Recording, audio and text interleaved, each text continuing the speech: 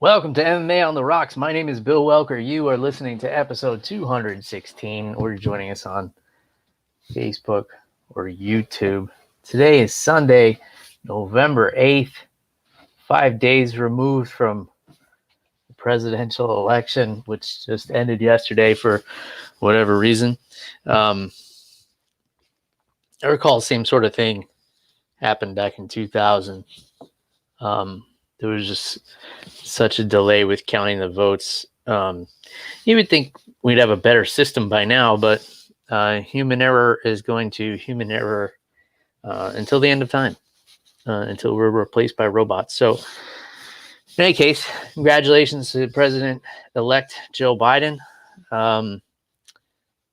Hopefully he's able to stand good with a lot of the promises he's made and things he said he's going to do, and it'll be best for everybody. I'm big on like whether or not you like the person who made it to office. You can't root for them to fail, because then we're failing as a country. The leader is failing, so you got to stand behind whoever's in there. So I hope we're all going to be able to do that.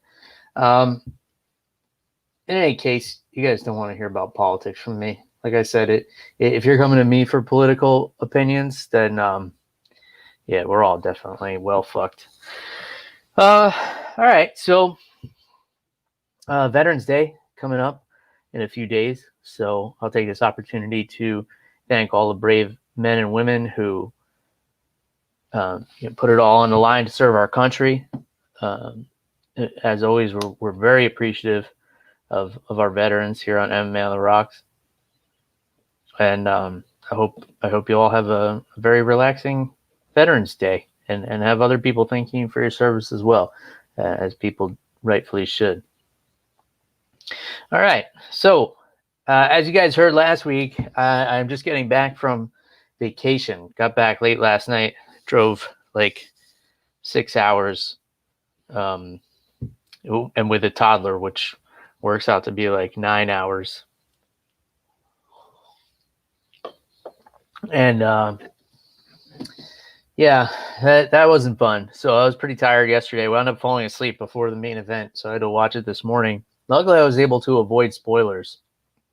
I like the way ESPN Plus does it now, where they just they don't have a headline when you open the app, at least on the TV app anyway. And you're able to just watch per fight. So I had to rewatch the end of the Arlovski fight, and I had to watch the main event, and luckily I was able to do so without any spoilers. But I had a cool trip. I drove up to a town in Georgia called Helen, and it's a Bavarian town, so lots of really good German food, German beers. It's a bit of a touristy town, but we stayed in a cabin outside of town, like far away from everything. And it was pretty quiet anyway, because it's off-peak season there. So that's when I prefer to go to places like that. Good food, great beer. It was a good time. A lot of you saw my Instagram story and stuff on Twitter. Just spent a lot of time sitting by a campfire, smoking cigars, drinking good whiskey. I can't ask for a better vacation than that. It was a little chilly up there in the mountains, which I don't get to experience too much living here in Florida. I got back here, it was like 80 degrees at night when I pulled into Florida last night. So I always like getting up into the mountains, especially now, right when the weather's starting to change. And then on our way back, we stayed in the middle of nowhere. Continued to stay unplugged because I didn't want to watch any of the nonsense going on with the election. Because I'm of the feeling like I voted, I did my part, I put my ballot in on time.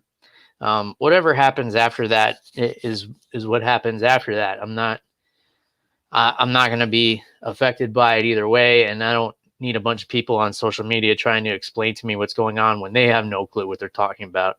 I do enough of that myself here on this show, so I don't need other people explaining things to me that they know nothing about, because I know all about explaining to people things that I know nothing about. All right. So thank you very much, but keep it to yourself. I don't want to talk to you about the election.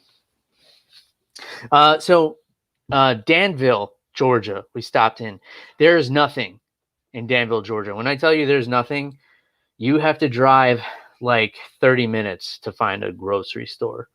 So we wound up staying on a farm in a tiny house, 10-acre farm, cool tiny house. And the first night we were there, we met the owner, and he brought me into his shop. He actually manufactures the tiny homes there. Hummingbird Tiny Homes, LLC. In case anybody's in the market for a tiny home, he builds them and delivers them all over the country.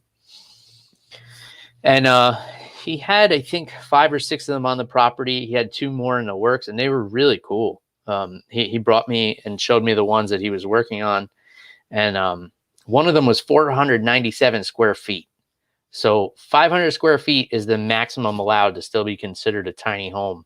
So he managed to come within 3 feet of that. It had like expandable sides, like a mobile home.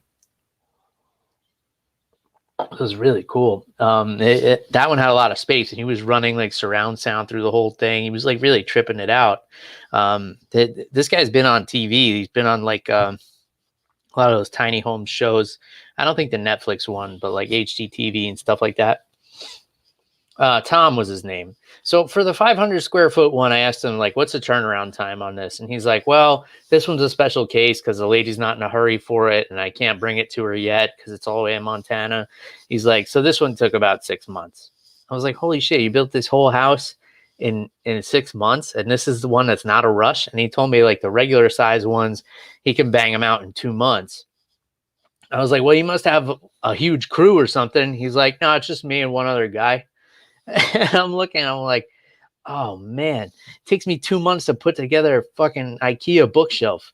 This guy is building an entire tiny house, plumbing and welding and everything. He says the only thing he doesn't custom make is the trailers that they sit on.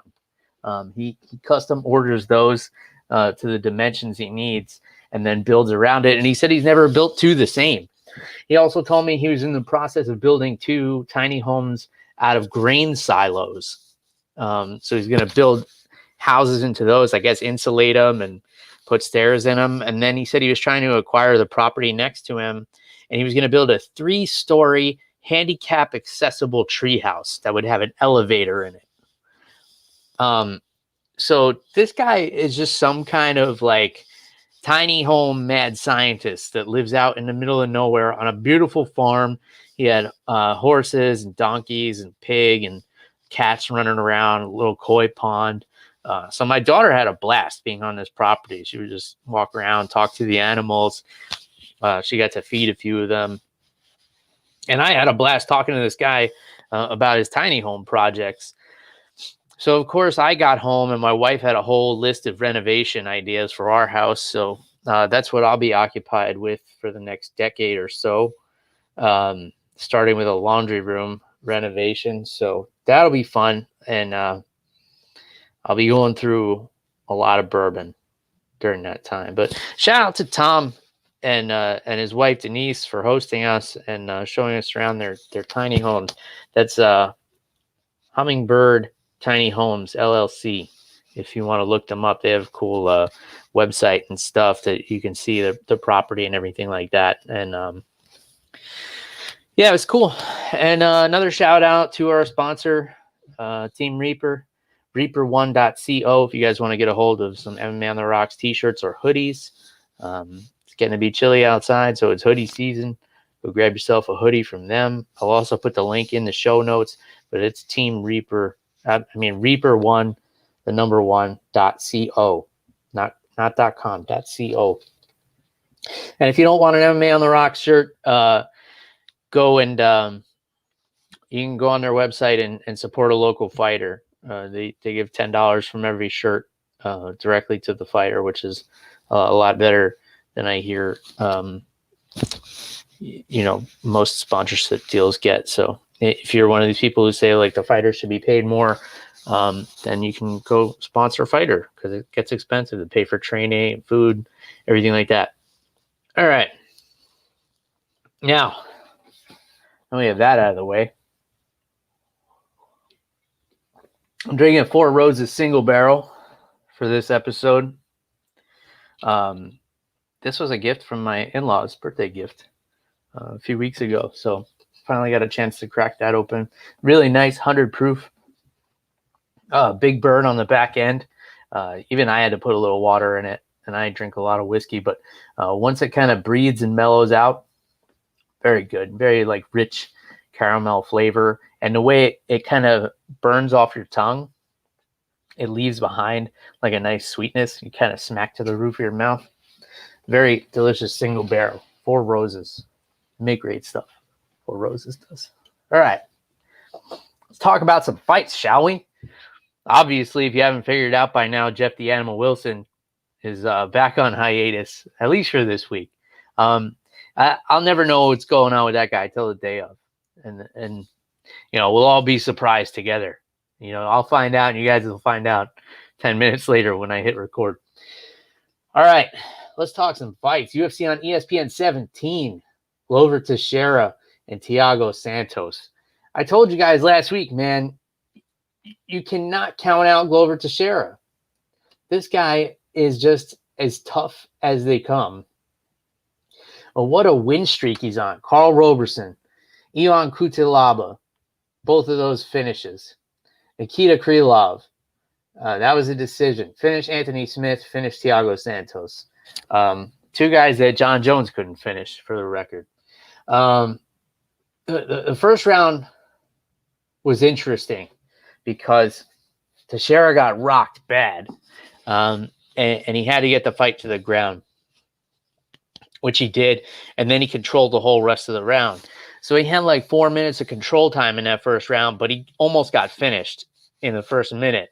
So I would argue that round was a draw. 4 minutes of control time on the ground versus almost getting knocked out. I feel like they kind of balance out. I wouldn't know who to score it for, really, because who was closer to getting finished? Glover was. But who controlled a majority of the round? Glover did. And it's not like he was just laying on him. Like he was tenderizing him on the ground too. Glover looked a little lost on the feet in the beginning. He was falling for a lot of Santos's feints. I think as soon as he felt the power that Santos had, he was really flinching hard on those feints. But he just kept his head moving, kept his footwork in line, and hit some beautiful takedowns, like especially the double leg he hit in the second round where he disguised it with the overhand right. That was perfect because he got Santos to shell up, and then he was right in on the legs and got him down. At third round, the round that the finish came, Santos dropped him, and then he was on top of him. And Teixeira is so good in the scrambles, man. He scrambles like a lightweight. The way he moves positions is really unheard of for this size, because usually the bigger the fighters, like once they get into a certain position, they tend to stay there. You know, there's not a whole lot of reversals and sweeps and things like that from middleweight up. You know, middleweight you'll see scrambles sometimes. You know, like the Gastelum Jack Hermanson fight. You'll see like little scrambles like that. But for the most part, middleweight and up, you're not seeing a lot of scrambling. And Teixeira is a master of that. In addition to being able to weather the storm, man. And he did it against Anthony Smith. He almost got finished in that fight too. And he came back and knocked Anthony Smith's teeth out of his mouth. And gave him one of the most thorough beatings we've seen in the light heavyweight division in a long time. And I don't just mean because he finished him. I mean, like the actual act of beating him up. Like that was really bad. Like, remember everybody was talking about how the corner should have thrown in the towel, the ref should have stopped it, et cetera, et cetera.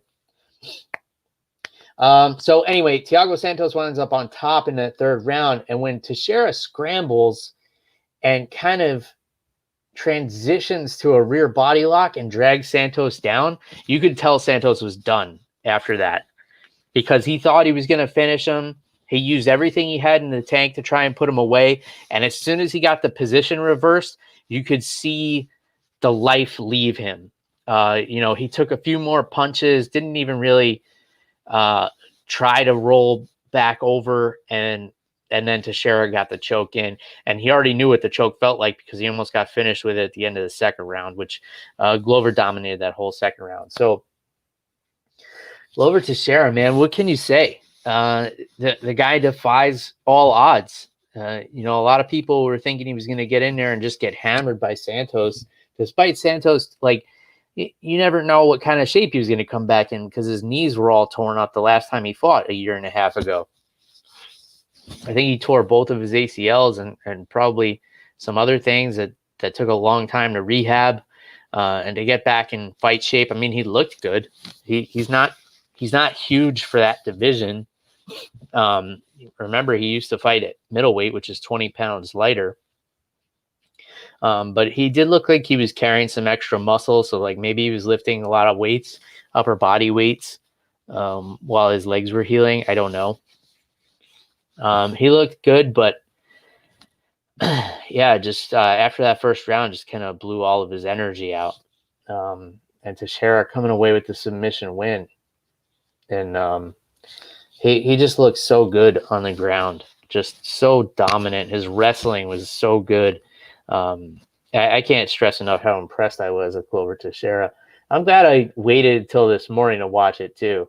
I wound up watching it with my daughter on the couch, and the first time Glover got dropped, I'm just watching the fights. I don't really react much, but my daughter goes, "Oh!"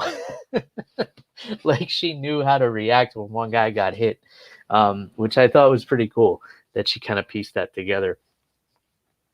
Yeah, so Teixeira, I think you got to give him the title shot. There's been rumblings of Adesanya wants to move up and challenge Jan Blachowicz. I'm not that interested in that fight. I would love to see Teixeira and Blachowicz. And I feel like, if Teixeira wins the belt, he's going to retire. Maybe he'll defend it once, maybe. But he's 40, 41 years old. You got to think he's looking to hang him up soon. He said so many times this is his last run for a title. Without John Jones there, this is the opportunity. I like the Yan fight. I'd have to favor Yan in that fight just because he's been on such a hot streak. He's got so much momentum, but Teixeira, man, you can't count that dude out.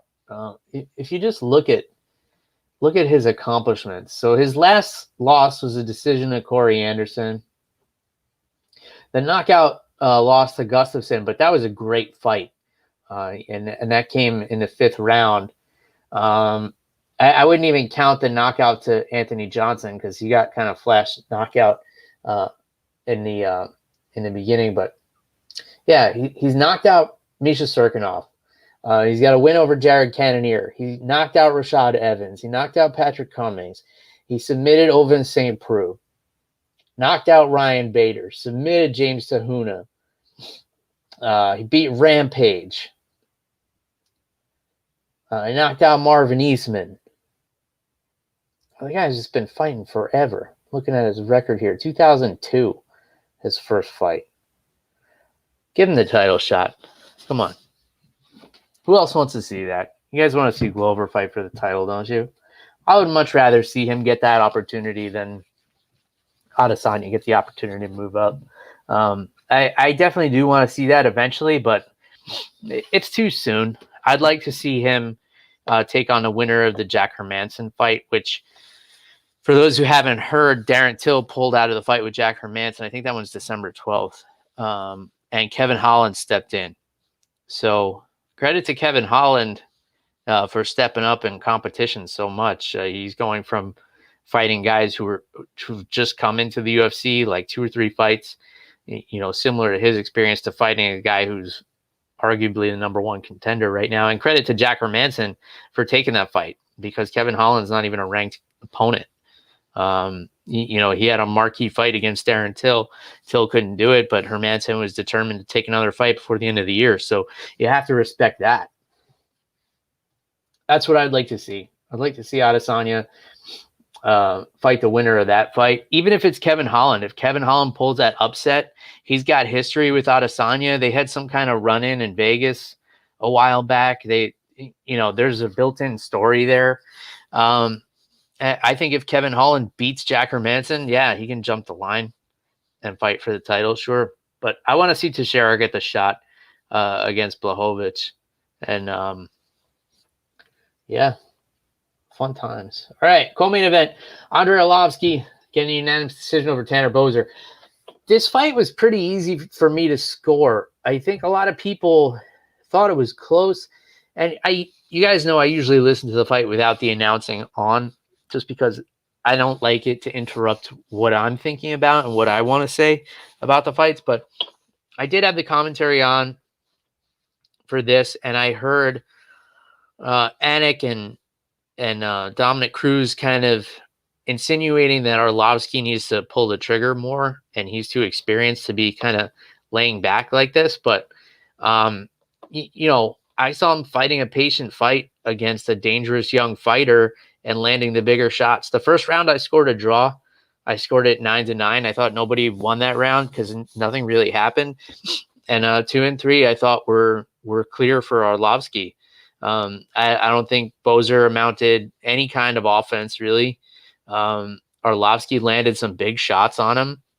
And, yeah, they weren't like huge knockout shots. And I get the criticism of telling him to pull the trigger, but when you're in there with a guy who's so much younger and faster, you're kind of relying on your power. And Arlovski's a counter striker, and he was still moving forward for most of the fight. Boser wasn't engaging. So Arlovski just had to kind of control the action, and that's what he did, and he got the win. What I would like to see is Arlovski kind of diversify his attacks a little bit more. Because when he first came on the scene, man, he was submitting people. He had some nasty leg locks. I'd like to see him go back to some of that. And granted, he utilized that stuff when he was going against bigger guys that maybe he didn't want to stand with, but he's got those skills, and he's kind of evolved into being basically just a boxer. He likes to throw his hands. He likes to get those big knockouts with his hands, but I would like to see him mix it up a little more, but I don't have a problem with him fighting a patient fight to get the win over a young lion like Tanner Boser. I think Boser froze in there a little bit because maybe he realized, like, oh man, I'm in here with Andrei Arlovski. Kind of similar to what Uriah Hall did last week in the beginning rounds against Anderson Silva. And maybe if this was a 5-round fight, Boser would have snapped out of it like Uriah Hall did and turned it up on Arlovski, but that we'll never know. Gianni Barcelo getting unanimous decision over Khalid Taha.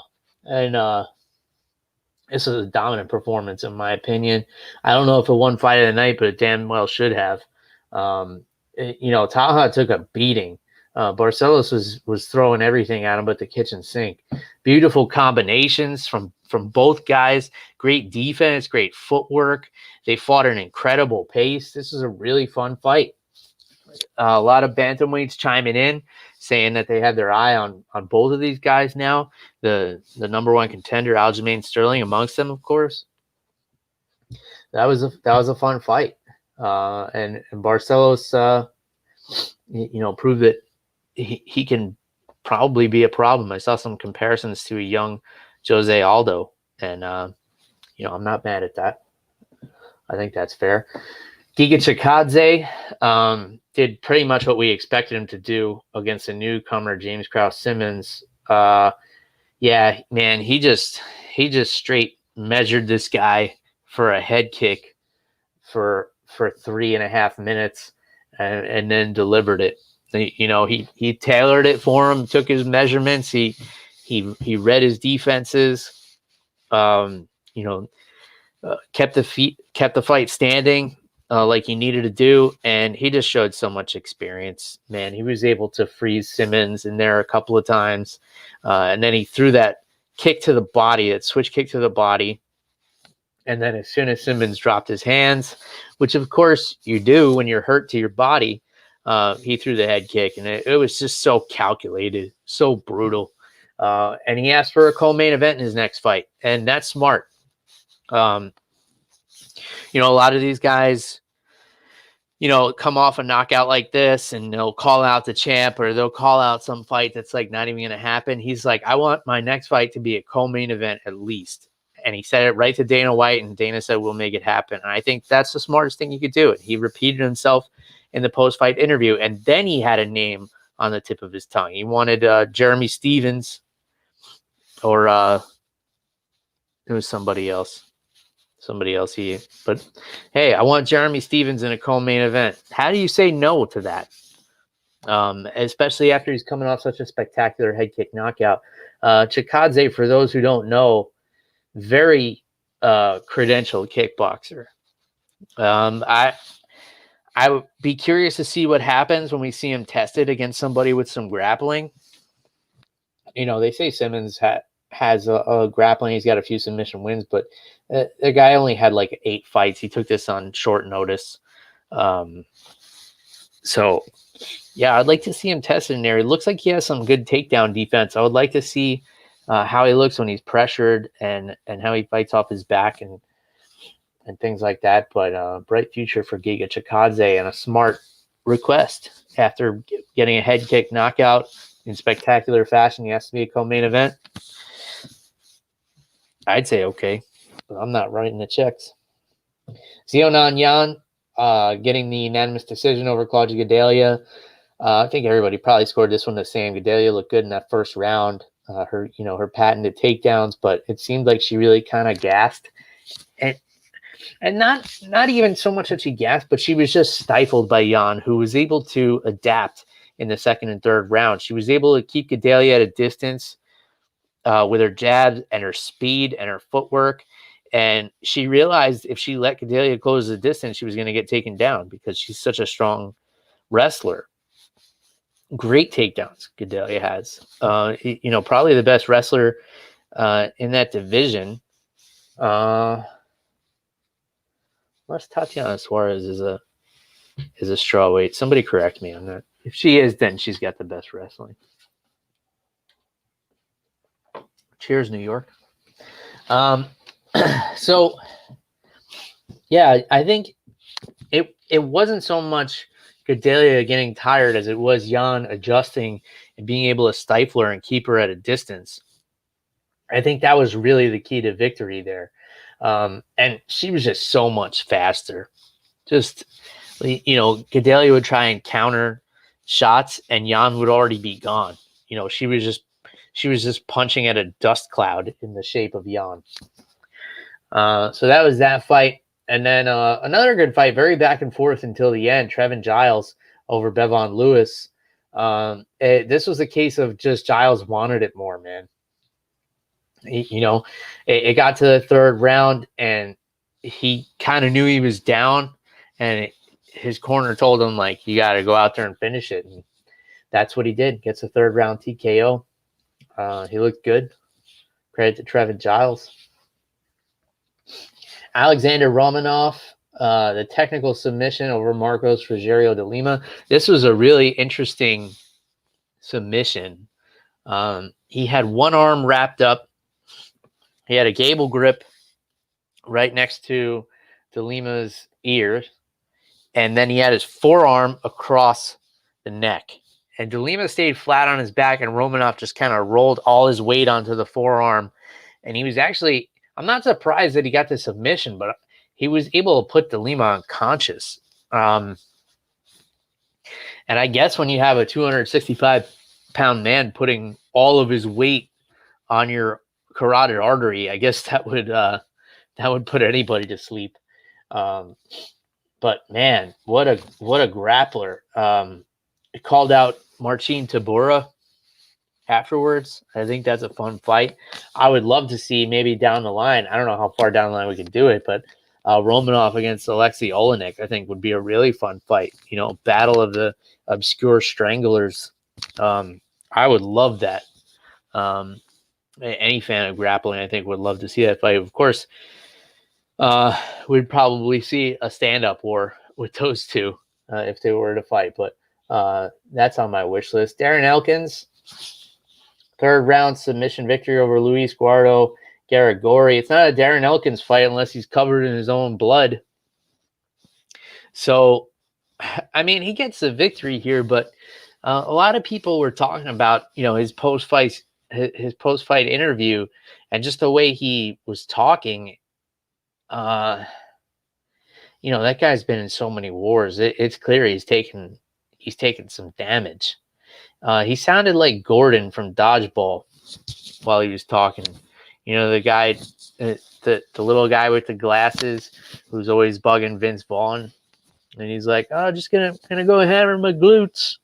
The guy that recommended it, we could play dodgeball.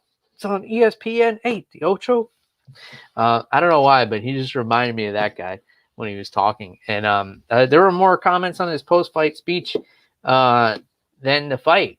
I think if you're a fan of Darren Elkins, like, you can't, like, even when he's winning fights, like, the guy is taking a beating.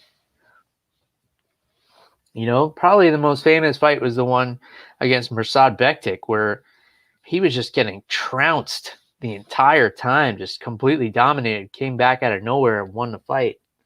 But yeah, if you're concerned for that guy's health, you probably don't want him fighting too much longer. And he said that, he's talked it over with his wife, and I guess they have a plan, like an exit strategy. But the problem is, you can't put him against worse fighters. You got to put him against better fighters.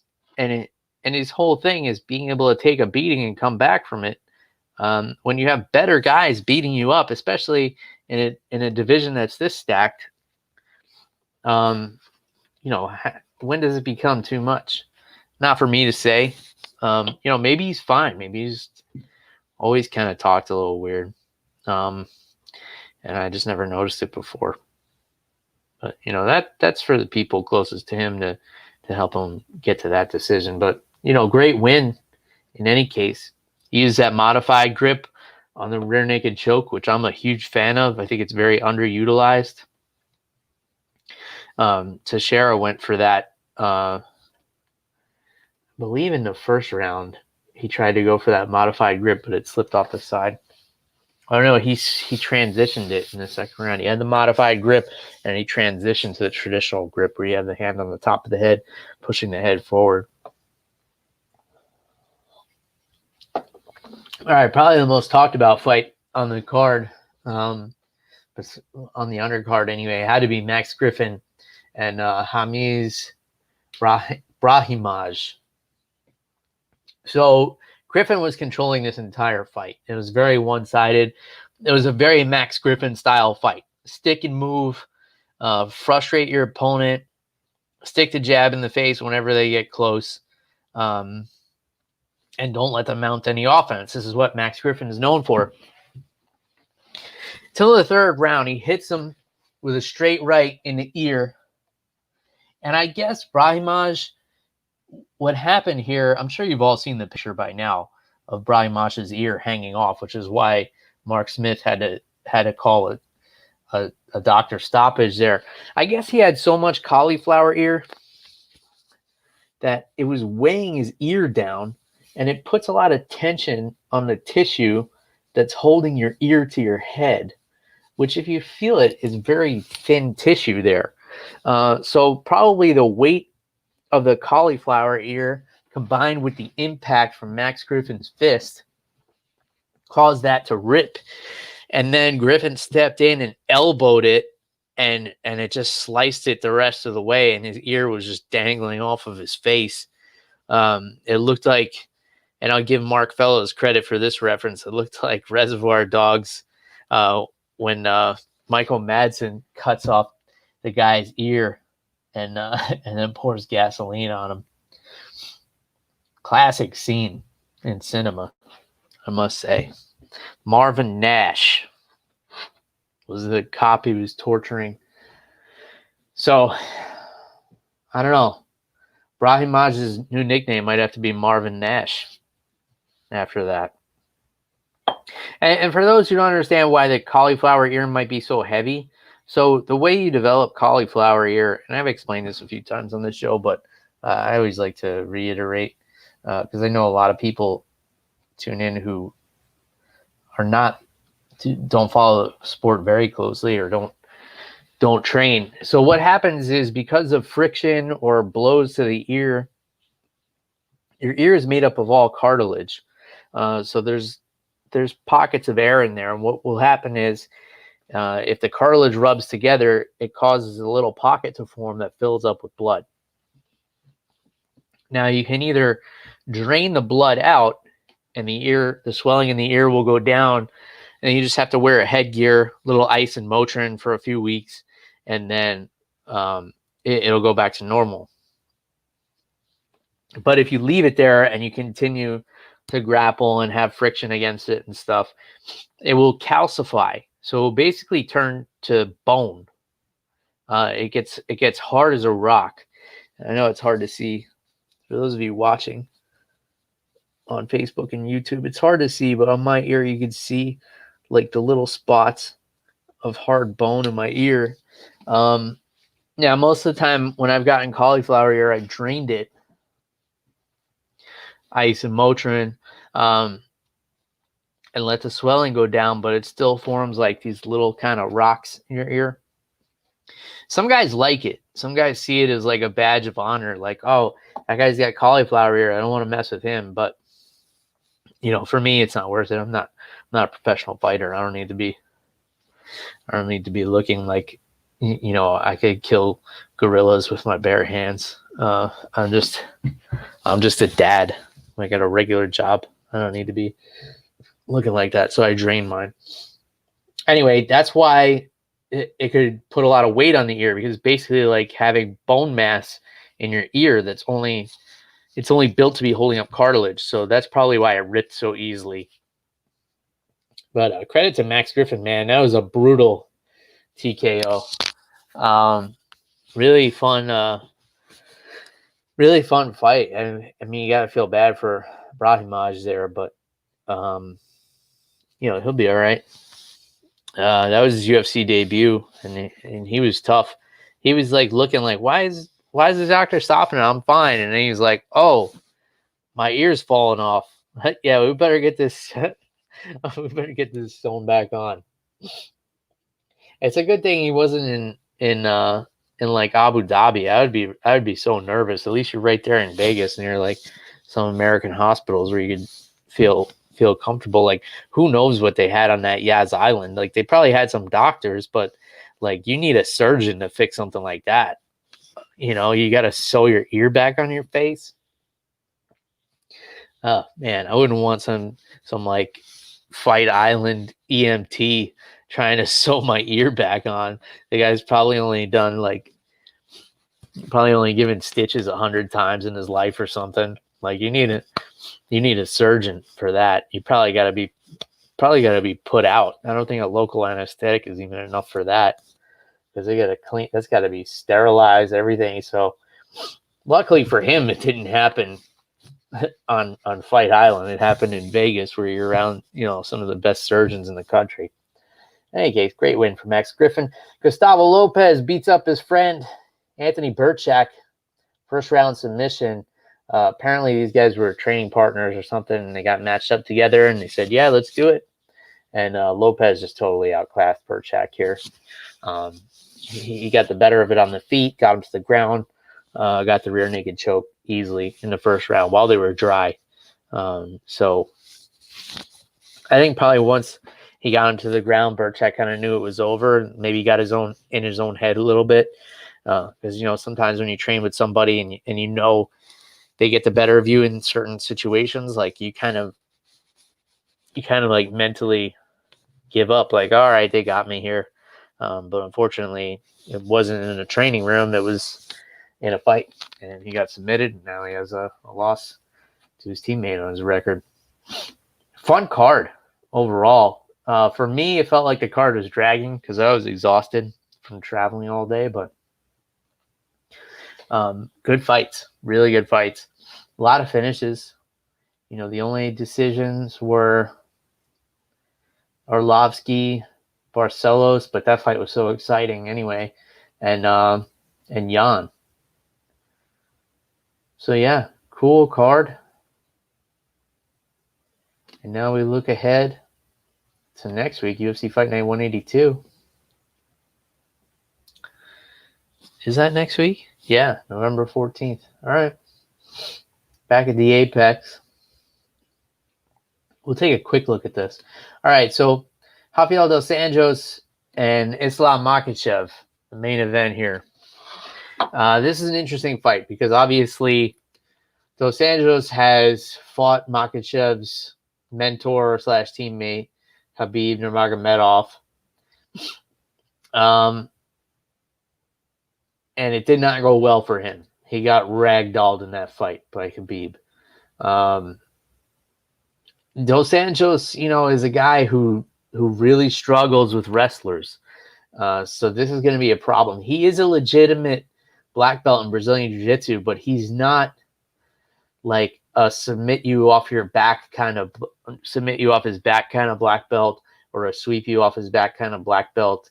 He's if he gets on top of you, you're in a world of trouble kind of black belt, like an old school top pressure black belt.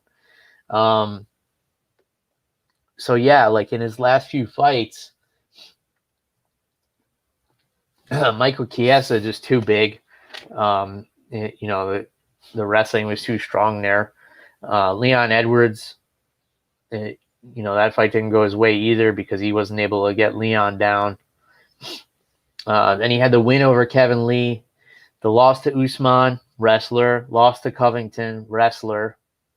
And you go back and look at his last two losses: Tony Ferguson, wrestler, and Eddie Alvarez, who's a wrestler, but was able to knock him out.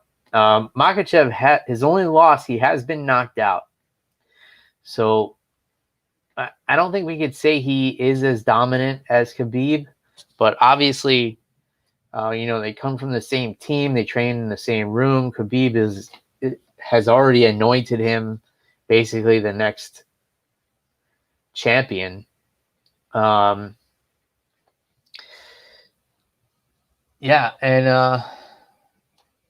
It's going to come down to, can RDA keep this on the feet, and can he touch Makhachev's chin while he still has the gas to put him away?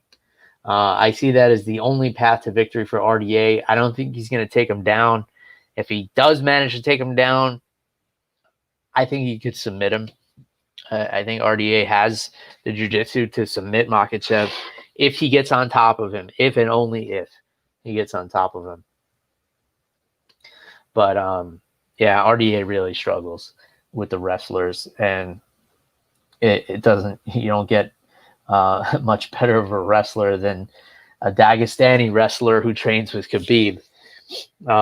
So I think it's going to be a long night for RDA. The only thing he has going for him is he has the 5-round experience, and he knows what he's getting into because he's been in there with Khabib. So, maybe his plan is to kind of weather the storm, survive on the bottom for 3 rounds or so, and then, see if Makhachev can swim in deep water and try and TKO him late in the fight. But other than that, it might be 25 minutes of Makhachev just throwing RDA around, much like Khabib did. Abdul Razak Al Hassan and Kalen Williams in the co-main event. This one should be an explosive fight. Both of these guys have knockout power. Williams is coming off of a knockout in his last fight. Hasn't fought since before the pandemic, however. And Al Hassan, I believe. We know this guy can throw. He likes to. 10 wins, all by knockout. But he's coming off a unanimous decision loss in his last fight against Munir Lazzez. And that was a great fight. So his only losses are decisions. So I guess if you're Williams, you're going to want to knock him out or take him to the judges' scorecard. But Al Hassan, one of the most dangerous guys in the first round, for sure. The guy's got dynamite in his hands, so that's a fun fight. Julian Marquez, who I feel like we haven't seen in a while, and Saperbek Safarov. That's a fun fight. And let's see, Antonio Arroyo, who came off the Contender Series, I believe season 2. He's going to fight Eric Anders. That's a fun one to keep your eye on.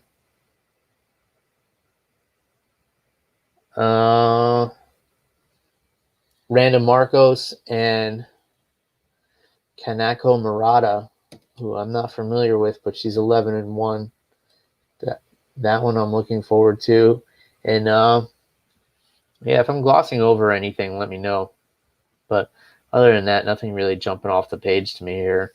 But these are the kind of cards where, you know, you don't think that there's a lot of great matchups, and then they end up being the best cards.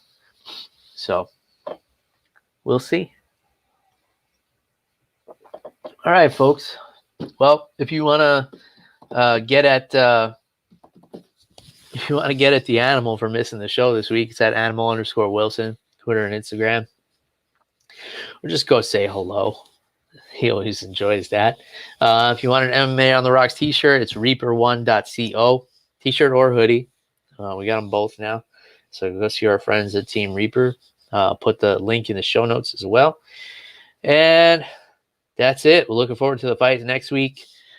Should be back on schedule. I didn't know how the show was going to go this week because I didn't know if I would be back or not. But here I am, solo. You guys get me solo this week. Next week, who knows? You'll have to tune in to find out. So until next time, cheers, everybody. Goodbye.